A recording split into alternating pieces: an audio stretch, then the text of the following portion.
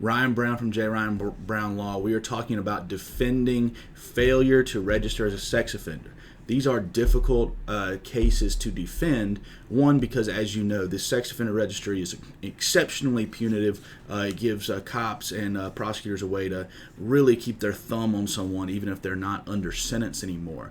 And if somebody makes even the slightest mistake, they can be facing failure to register charges. So I want to talk about the way that we defended a failure to register case recently. Anytime we're defending a case, we start by jotting down the elements of the crime and making sure and evaluating what evidence the prosecutors are going to use to try and prove that element. The reason is the elements of the crimes have to be proven by the prosecutors beyond a reasonable doubt, and that is a threshold for a jury to even be allowed to convict someone. So it boils down in failure to register cases to kind of, was the person required to register, and did they register or not, right?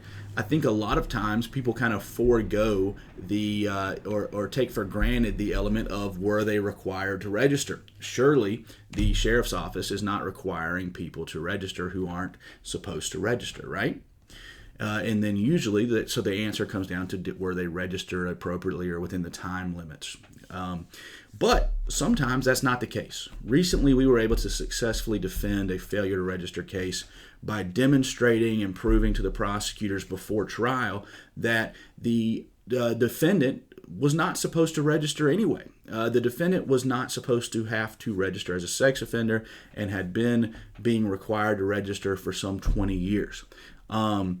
Luckily, we were able to discover this, craft a motion to address that issue in the court, have it addressed before court, and the prosecutors admitted that or conceded that our point was correct, and that case was dismissed. So it's just so important, and that's why on each and every case we spend time making sure that each and every element of the crime can be met by the prosecutors, and if not, develop a strategy on how to attack that.